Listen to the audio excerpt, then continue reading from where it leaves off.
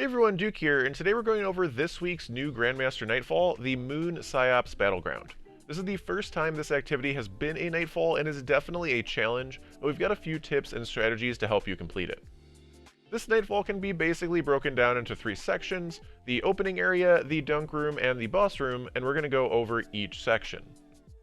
First though, let's talk about what you need to bring. There's going to be barrier and unstoppable champions, so you're going to want to be able to deal with both of these. For the current week, we've got Arc and Void Surges active, which will give you that hugely beneficial 25% damage boost if using them. There's also Machine Gun Overcharge, but as I've mentioned in previous videos, don't forget that this does not stack with the Surge modifiers. You'll get a maximum of 25% damage boost total from the Overcharge and Surge modifiers that are active. Arc Threat is also active, with quite a lot of arc damage coming in throughout the strike, so arc resistance is going to be a big boon along with 100 resilience to assist in your survival.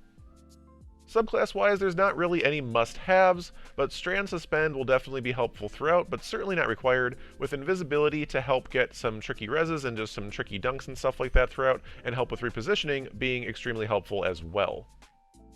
I personally ran Arc Warlock with Chaos Reach and Fallen Sunstar, as I'm really liking the multiple benefits you can get from this season's artifact between Amped Up, Thunderous Retort, Electric Armor, Shock and Awe, and Lightning Strikes twice, and Arc Souls are actually pretty crazy strong now too, which can help with the high ad density of this strike. Now let's get into the strike itself. For the first section, you're going to have what feels like a never-ending wave of ads. Staying at the first staircase area and using the cover provided here will allow you to have cover, distance, and height advantage over many of the ads that will be spawning in.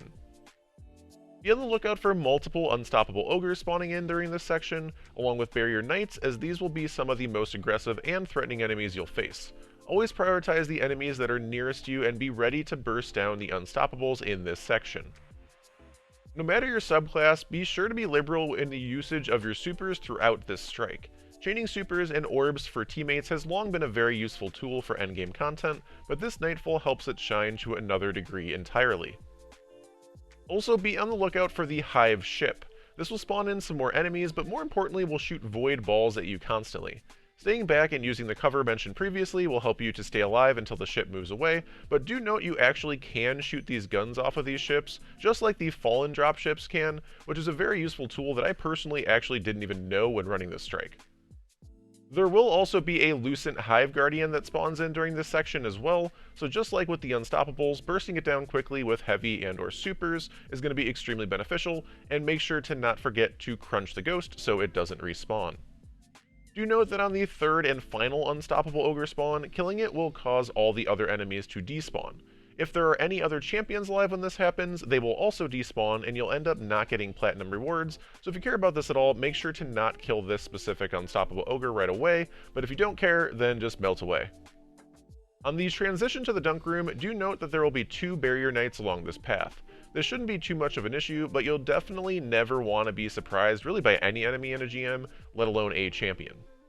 The dunk room itself has endless waves of enemies spawning, but there's really only a few main threats.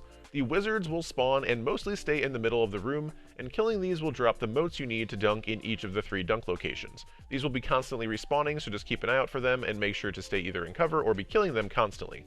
We decided to stay behind the middle spot first, as this provided solid cover, as well as a good overview of the map as a whole, and no chance of anything spawning behind us. There will be an Unstoppable that spawns in the middle with these wizards to start, along with a barrier knight as well. These champions will not respawn unlike the other ads, other than after finishing a dunk section. For the motes themselves, you will need to dunk 4 total motes in each of the 3 bowls around the room. Do note that each individual person can only hold 3 motes at a time. There will also be multiple Hive Guardians in this section by each of the dunk spots. After dunking the 4 motes in one dunk location, you're going to need to pick a side to dunk in next. I would recommend staying as a team here. After each set of the 4 moat dunks, a Shrieker will spawn in the middle, as well as more champions. Focus the Shrieker first ASAP, as it's going to have height and just kind of angle advantage on you over pretty much the entire map, but it's also very easy to kill, and then focus on the champions that will be pushing you. There's also going to be a few additional non-champion ogres that will spawn in throughout after the second set of dunks. The final 4 moat dunks will allow you to despawn and finish the encounter. Do just note that again, you will need to do this either in 2 stages or more, or with 2 people, as with 1 person can only hold 3 motes, as mentioned before, so obviously you cannot dunk 4 motes at once, as you can only hold 3, so either dunk it in 3 and 1, or have 2 people holding motes, whatever you want to do. You can even dunk it 1 at a time. I would recommend holding multiple motes and dunking multiple motes at once. It makes it a little easier rather than having to run back and forth multiple times, but again, you can kind of go whatever way feels best to you. On the way to the boss room, you're going to have 2 unstoppable ogres on the bridge. These are very easy to deal with, just staying as far back as you need, and after defeating these, move up to deal with the boss and a few weaker enemies.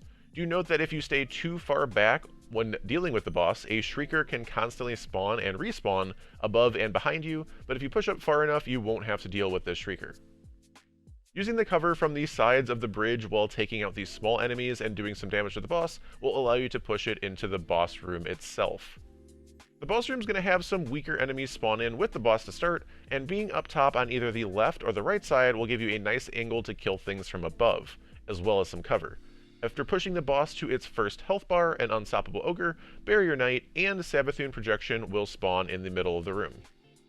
You're going to want to take out the Unstoppable Ogre and Barrier Champion first ASAP. Probably the Unstoppable Ogre is your top priority, and then look to get to the middle to pick up the spears. You're going to need multiple of these spears in order to kill the Savathûn Projection, and these Savathûn Projections are definitely the hardest part of the GM due to their lightning attack.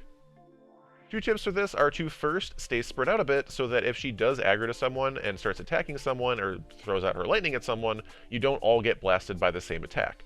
And second, there does seem to be at least a bit of a cooldown in between her using that lightning attack, so if you see her use it, then that is a good time to quickly go and grab a spear or quickly rotate or whatever you gotta do and get out and back to safety. The spears can be used at pretty much any range in the entire room, so once you have one, you are good to go. They have crazy tracking, so it's pretty much just about grabbing them in the first place. After killing the first projection, the boss is going to come back on the field, and a hive ship will spawn. Rotate to the opposite side of this ship in order to stay at range to both kill the adds that are spawning in, as well as continue to damage the boss. This part's really chill, just stay patient, kill enemies, and slowly work down the boss to the next health bar. Once you push the boss here, 2 Savathûn projections are going to spawn, one on the right side and one on the left side of the map, along with a non-unstoppable ogre in the middle.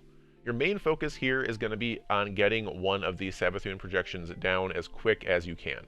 They do spawn a bit further back, so if you're ready right away, you can get some shots with the spears in right away before they get into closer range, which could help you get them down a little bit easier. Again, try not to stack on top of each other here, as you don't want to get triple killed by the lightning attack, and once you've defeated one of the Savathûn projections, this part becomes much easier, as you can grab the spears from the side that you killed the first one on, and just chuck them across the map to take out the other one, and that other one's not even going to be in range of really being able to attack you at all. Again, remember that these spears have insane tracking, so pretty much just throw them in their general direction, and they will almost certainly hit the target. Once the second Savathûn has been defeated, the boss is going to come back one final time. There will be no champions in this part, but another ship will come in with the boss, so again, rotate away from the ship and the boss to give yourself some cover and some range and slowly work down the boss. If you made it this far, you should have no problem just staying patient and slowly working down the boss until she is defeated. Don't forget, though, to be ready to go up and crunch the ghost, otherwise you will have a respawn and need to do this last part all over again. I hope this video to the Moon PsiOps Grandmaster was helpful on your journey to conquer this season. And as always, thank you so much for watching, and have a wonderful day.